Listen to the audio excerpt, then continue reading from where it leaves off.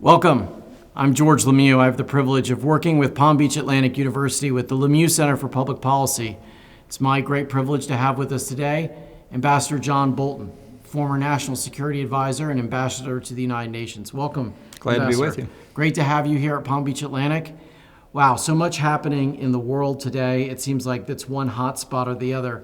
But before we get into that, a lot of our viewers may not know what the National Security Advisor to the President to the United States does. Could you give us a little overview of that? Sure. It was created right after World War II when the Truman administration was trying to put together the mechanisms to deal with America's expanded role in the world, the onset of the Cold War, and to create a better decision-making mechanism for the President, now confronted with so many complex international issues, to help staff the President, to bring the different departments of government together, to have a coherent, logical decision-making process, and then to follow up to make sure that the President's decisions actually get implemented by the bureaucracy.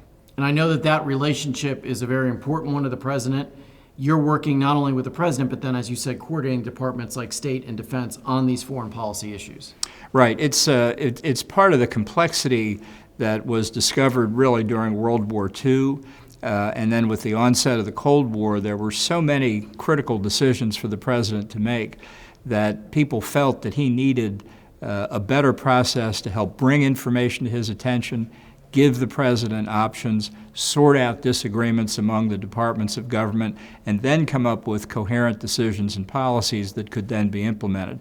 And it's been something that has gone through a lot of different variations. When Dwight Eisenhower became president, of course, he had a military background. He saw it that way. Other presidents saw it differently. But it's designed really to serve the President and to give him or her whatever they need. So you're dealing with a lot of big personalities and big egos in these different positions. How do you navigate all of that on behalf of the President? Well, it's a complex process, and you have better days than some than others, but the model that people point to, and I think is really the best way to do the job, was Brent Scowcroft when he served in the Nixon-Ford administration and then came back to serve in President George H.W. Bush's administration, to be an honest broker among the competing interests that are presented to the President, to make absolutely sure that he has all the information that he needs, that everybody who has a say gets to have their say, but then the President gets to make clear decisions. And if you follow that, and Scowcroft really taught all of us who watched him or worked with him when he did it, it's a real aspiration to try and do as well as he did. When you're in that position, are you able to draw down on the people who held your job before? I know in other positions and positions I've been in, there is a kind of a loose club of people who've held the job who will give you honest advice. Are you able to do that in that position? Can you go back to a previous holder of the job and say, I'm wrestling with this? How would you have solved it in your time?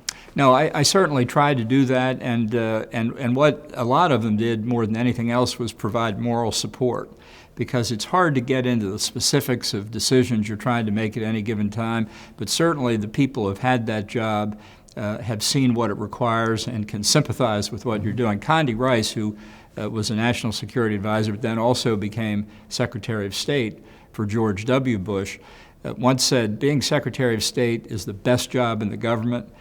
Being National Security Advisor is the hardest job in the government. That's a great line. You had been a veteran of, 4 administrations, I think, and you had served as the ambassador to the United Nations, so you were a foreign policy expert prior to this. What about the job surprised you? Well, in the Trump administration, it didn't exactly follow the orderly process that Brent Scowcroft would have laid out. So it wasn't a surprise so much as it was a challenge. Given the President's own habits, nonetheless, the competing departments have to have answers. If they have different views on how to proceed, you have to come to a conclusion, and you have to make sure that they do what the final decision is. So in many respects, it made the job more challenging. I think it made the job harder for the cabinet secretaries, too, that the whole process was just more difficult to implement. Let's talk about the world and all of the different issues that are happening. We have a land war in Europe, which many of us thought we would never see. We've got an emerging China who seems to be more aggressive, more belligerent.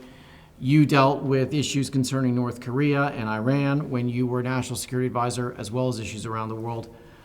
Looking around the world today, what's the biggest hot spot? What worries you most?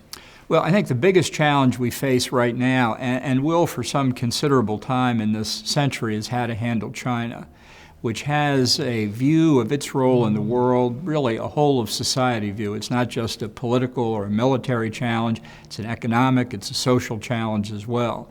But notwithstanding, that's the most important. I think it's really the existential threat the United States faces.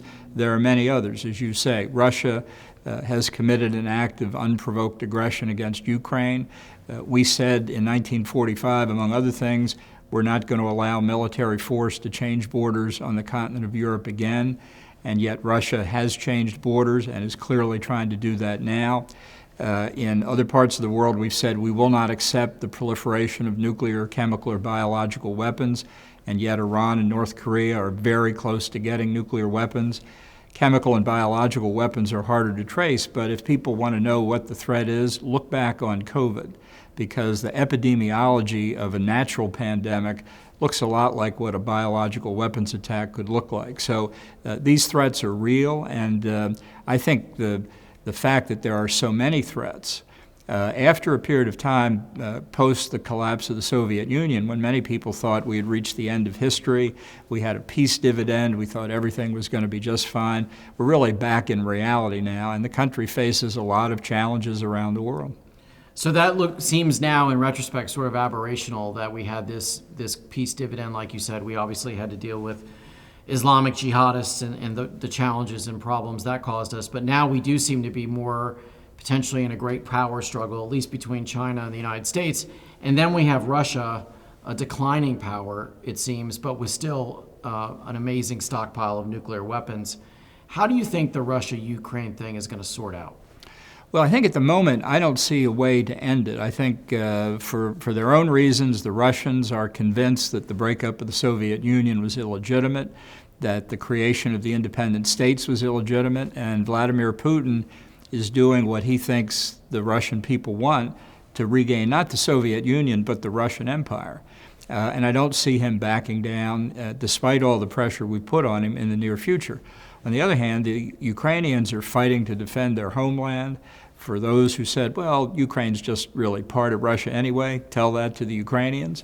I think the West has done a good job in aiding them, but not a sufficient job. And I don't see any incentive for the Ukrainians at this point to negotiate. So the unfortunate conclusion is this could go on for quite some time. We only have a brief time together right now. We're going to have you speaking to the students in the community here at Palm Beach Atlantic University.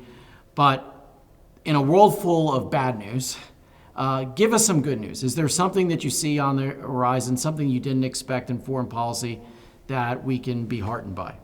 Well, for example, in the Middle East, although the threat of Iran is not just the nuclear threat, but its support for international terrorism, its conventional military activities, you've seen in the past couple years a real tectonic shift. The Gulf Arab countries and others have recognized the state of Israel. They've exchanged full diplomatic relations. 25 years ago, people would have told you it was impossible. 5 years ago, people would have told you it was impossible. They recognize Iran as a common threat. And I think this is the ability to move toward a more peaceful Middle East other than Iran could go down as a major shift in history. So we have to hope that continues. The U.S. should certainly support it. But that's something that really has enormous promise for the future. A little bit of good news. Ambassador Bolton, thank you so much. These are the kind of conversations we have here at Palm Beach Atlantic University with the LeMieux Center for Public Policy. We'll hope you become a part of it, and we'll let you know about our coming speakers.